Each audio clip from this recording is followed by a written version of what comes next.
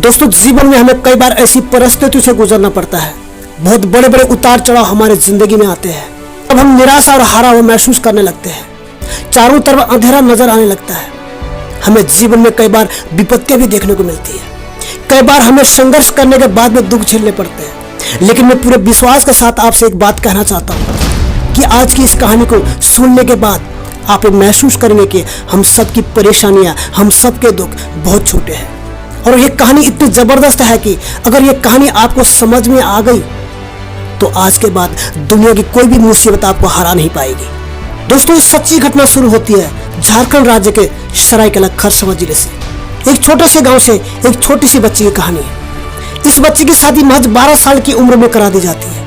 इतनी छोटी सी बच्ची की शादी सिर्फ इसलिए करा दी जाती है कि वो जिस समाज में रहती थी वहां पर लड़कियों को अभिशाप माना जाता है। एक ऐसा समाज जो सामाजिक और आर्थिक रूप से विकसित नहीं था। 12 साल की उम्र में इस लड़की की शादी हुई।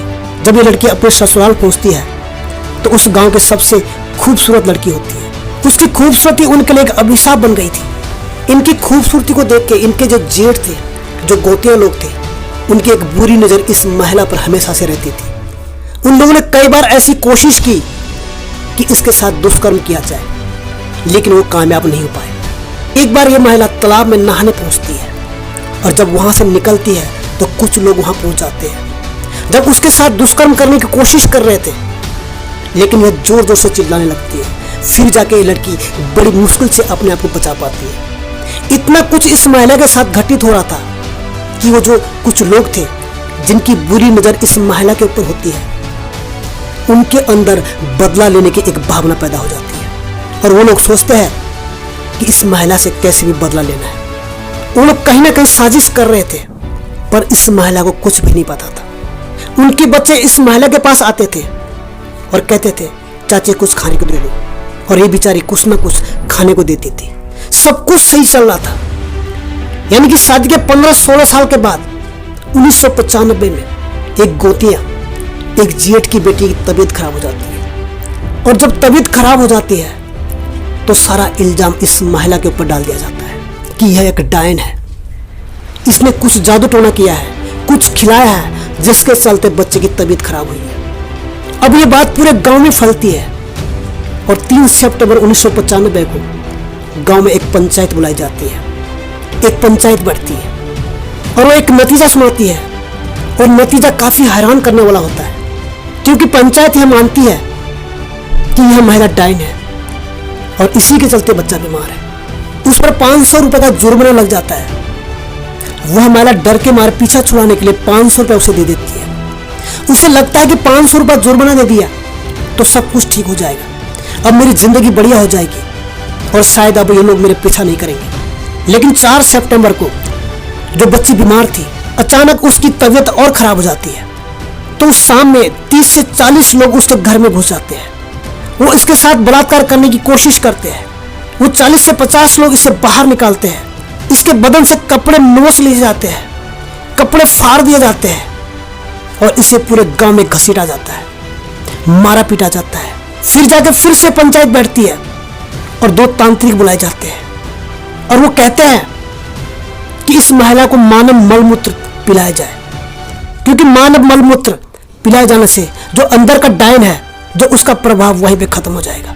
सारा गांव उस महिला के साथ यह सब कुछ देख रहा है और लोग सच में मानव मलमूत्र पिलाने की कोशिश करते हैं।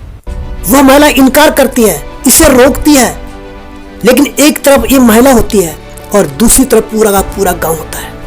इससे बचने के लिए यह महिला भागती है तो लोगों ने इसका पीछा किया और एक जगह जबरन पकड़कर उन्हें मलमूत्र खिलाने की कोशिश करने लगे। उन्हें लाख बचने की कोशिश की, पर वह उनके चुंगल से छूट नहीं पाई और इसी धक्का मुक्की में मलमूत्र उनके ऊपर गिर गया। कुछ हिस्सा मुंह पर भी जा गिरा। उन्हें पेड़ पर बांध कर पीटा गया तो गांव वालों ने भी उसे डायन मान लिया। यह महिला जब घर गई तो इसे अपने ही घर में प्रवेश करने को नहीं दिया गया। यह महिला कैसे भी करके अपने 4 बच्चों के साथ उस रात को वहां से भागते भागते अपने माँ बाप के घर जाना पड़ता है। खरकई नदी, रात में उस नदी को पार करके वो अपने 4 बच्चों के साथ अपने घर पहुंचती है, अपने भाई के घर पहुंचती है। वह जब सारी घटना अपने भाई, अपनी माँ को बताती है तो माँ को सदमा लगता है और इस सदमे को चलते माँ का देहांत हो जाता है। जब माँ भी नहीं रही तो अब उसके लिए उस घर में रहना मुश्किल भरा हो जाता है। अब वहां से भी उसे निकलना पड़ता है और लगभग 8 महीने उसे जंगल में पेड़ के नीचे रहने को मजबूर हो जाती है और अपने बच्चों को पालती है। अब आप सोच के देखिए।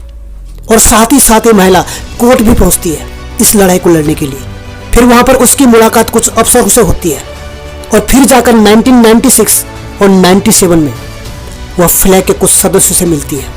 फ्लैग एक फ्री लीगल एड कमेटी थी जो फ्री में लोगों को लीगल एडवाइस देती थी और सहायता प्रदान करती थी। इनके सदस्यों से मिलने के बाद इसकी कहानी मीडिया तक पहुंचती है, कुछ अखबारों में, कुछ टेलीविजन के थ्रू, और उसके संघर्ष के बारे में लोगों को पता चलता है। ये कहानी धीरे धीरे पहुंच जाते हैं नेशनल ज्योग्राफिक चैनल के पास और उन्हें यह कहानी इतना प्रभावित करती है, वहां से लोग आते हैं और इसके जीवन पर, इसके संघर्ष पर एक डॉक्यूमेंट्री बनाते हैं। और धीरे धीरे यह एक एनजीओ के लोगों से जुड़ जाती है जिसका नाम था आशा। और जब आशा से जुड़ जाती है तब इसे पता चलता है कि कैसे कानून का उपयोग करके यह अंधविश्वास से लड़ सकती है, कैसे सामाजिक तौर पर बेहतर बना सकती है और कैसे जो सामाजिक बुराइयां हैं उनके खिलाफ अभियान चला सकती है। और आशा के साथ मिलकर यह महिला ठान लेती है कि जो मेरे साथ हुआ है मैं किसी और महिला के साथ नहीं होने दूंगी। और जब भी उसे पता चलता है कि झारखंड में कहीं भी किसी महिला को प्रताड़ित किया जा रहा है, डाइन बता के वो वहां पहुंच जाती है और ऐसी कई महिलाओं का रेस्क्यू कराती है। आपको जानकर हैरानी होगी, इस महिला ने लगभग 130 महिलाओं की जिंदगी बचाई, उन्हें रेस्क्यू कराया। जिन्हें मार दिया जाता था उनकी जिंदगी बचाई। और इसी तरह आगे बढ़ती हुई इस महिला ने करीबन 500 से 600 महिलाओं की जिंदगी में रोशनी बिखरती है। उन्हें सिर्फ रेस्क्यू कराती है बल्कि उन्हें स्वरोजगार से जोड़ती है। ये बात झारखंड सरकार तक पहुंचती है और राज्य से भी उसे सम्मानित किया जाता है। लेकिन सबसे बड़ी खबर तब आती है जब 2021 में से दिल्ली से एक कॉल आता है और कहा जाता है कि मैम, क्या आप छुटनी देवी जी बोल रही? यह बोलती है, हाँ मैं छुटनी देवी बोल रही जी, आपका नाम सिलेक्ट किया है पद्मश्री के लिए। और 2021 में भारत सरकार छुटनी देवी को पद्मश्री से सम्मानित करती है। दोस्तों सोचकर देखिए, एक ऐसी महिला जिसे डाइन कह के उसे गांव से निकाल दिया गया हो, उसे घर से निकाल दिया गया हो, जिसने 8 महीने तक जंगल में पेड़ के नीचे अपने बच्चों को पाला और इतनी कठिन परिस्थितियों के बाद, इतनी बड़ी संघर्ष के बाद इतना कुछ कर सकती है, तो आप क्यों नहीं कर सकते?